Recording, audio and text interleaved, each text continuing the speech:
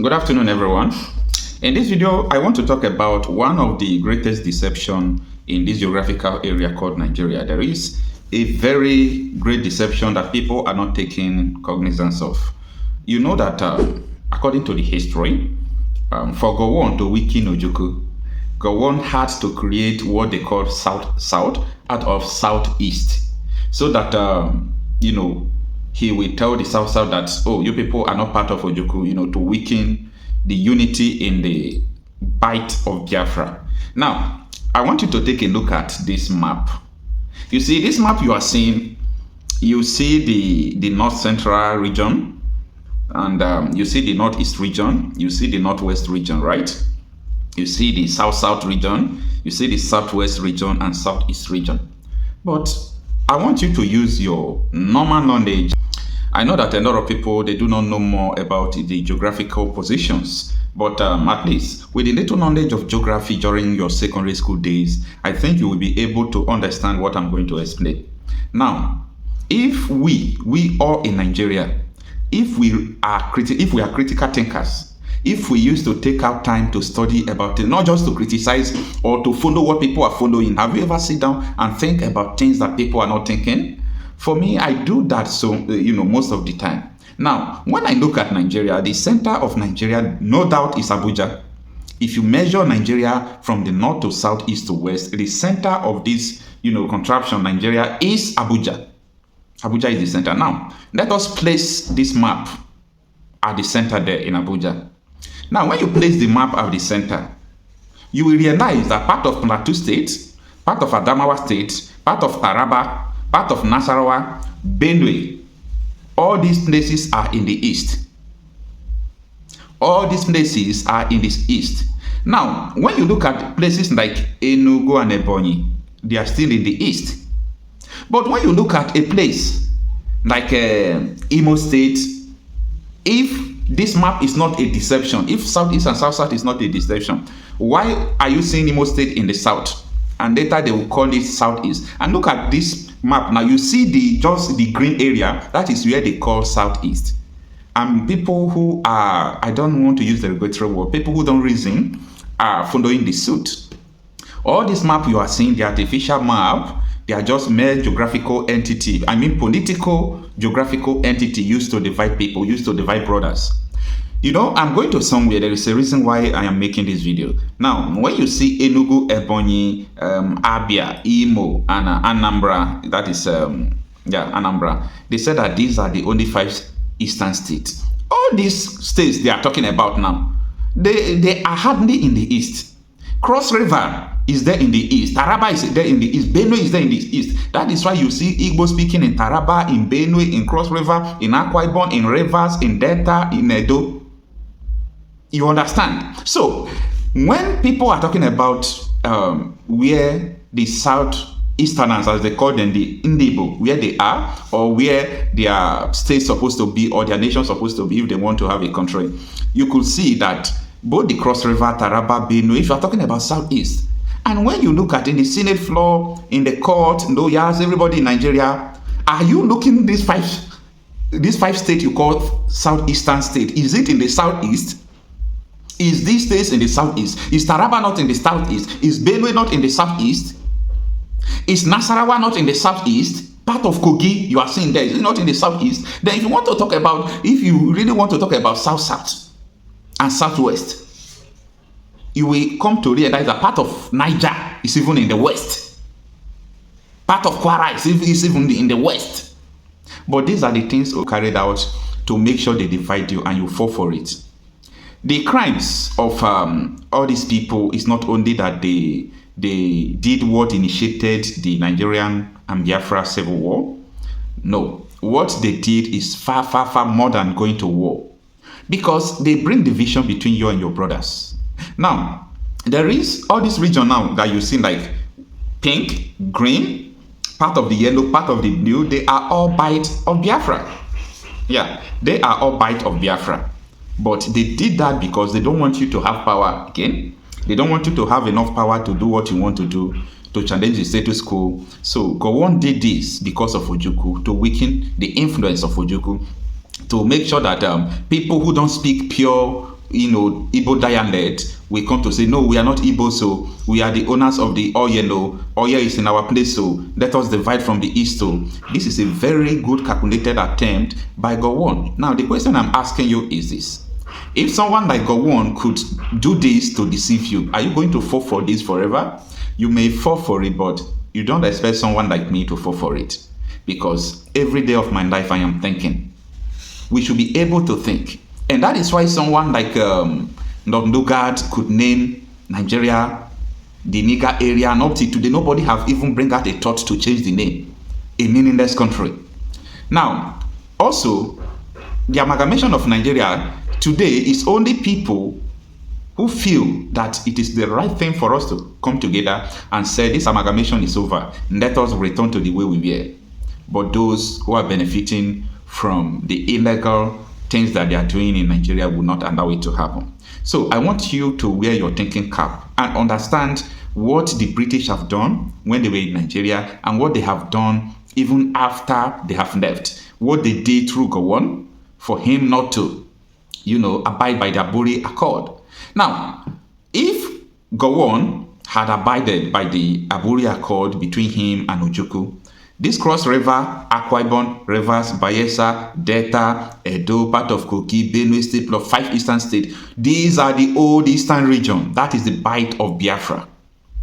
And when I see a lot of people trying to argue what they don't know, like where they are coming from and so on and so forth, it pains me a lot because they purposely remove history out of school because of something like this. Yeah. They purposely remove history out of your school because they don't want you to know all these things. They don't want you to know all these things. And it is high time we begin to revisit our history. Now, look at the way the nation is going. Look at the way the country is going. Everything is worsening every day.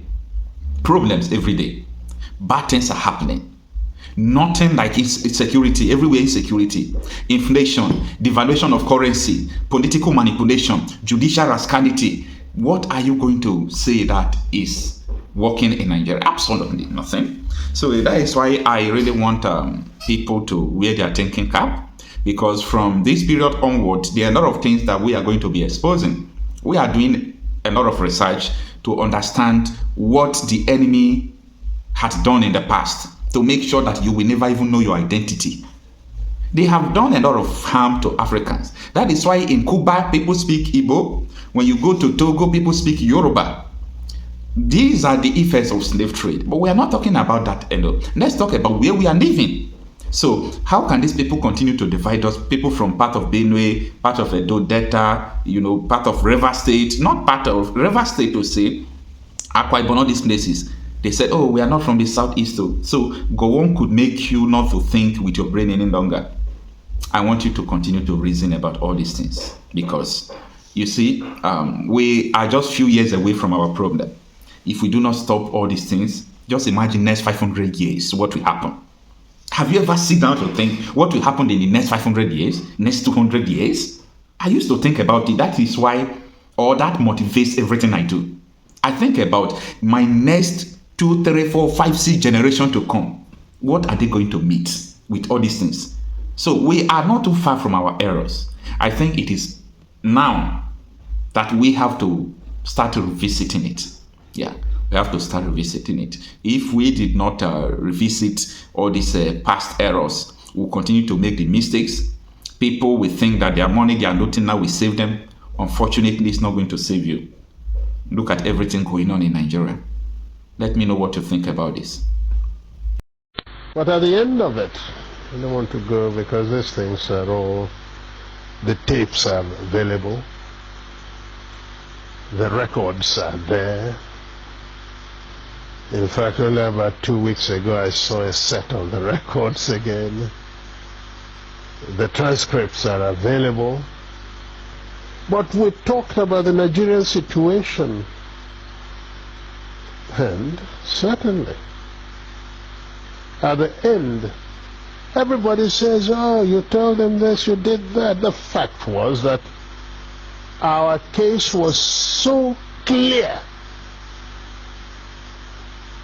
that I actually believe that the end of Aburi that the problem was not Gowon, but probably some ambassadors in Lagos who were pressing for something else. Because we understood each other. We agreed on every single point. The drafting was, in fact, my chief secretary with two other chief secretaries from the other side. They said, no. And drafted and agreed. We looked at it, we agreed. General Ankara read over the whole report again to us at the end. Asked us if we wanted to amend anything. No. At the end of all that, the position was so good that actually Ankara drove Jack, Gowon and myself to the airport. Jack was sitting on his left, I was sitting on his right. He was in the middle. And in the course of that journey, at a point, General Ankara shook his head and said, oh, thank you. Thank you. If only we can go on like this, everything would be all right.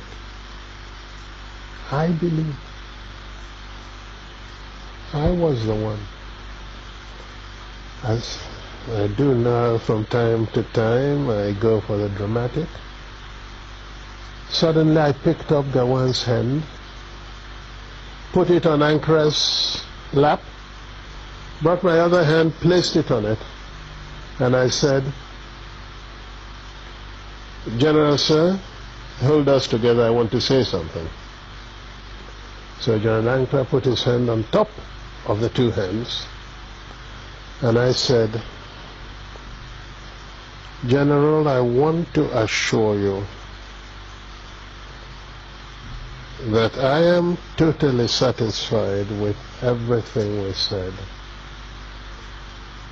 I will even go further and say to you something I did not say at the conference, and that is that once we have implemented everything we have said, I would ask you for one favor and one favor only. And that would be to be the one to propose Jack Gowon as a head of state of Nigeria. It was a two-day conference of peers and old mates, but its aftermath produced even further controversy. When we came back and Ojukwu did not go to make the statement he made first, virtually giving the impression that we've agreed for a confederation to move apart, etc., which was really not in exactly that. If I had had the opportunity to make my broadcast in the first, because that was the agreement, not for him to make the broadcast first, then if I had committed myself to what he said, then there wouldn't have been any problem.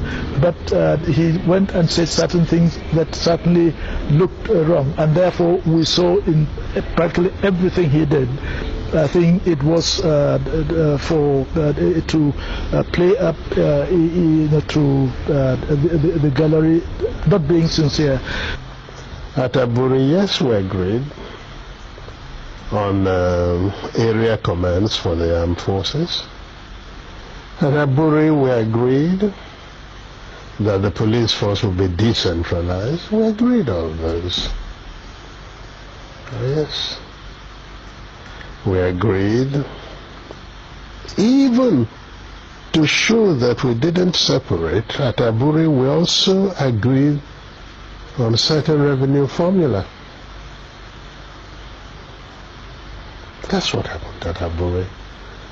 Aburi again, because I always end up, it sounds odd today, but I always end up by saying I must have been naive, because I believed actually that would be the end.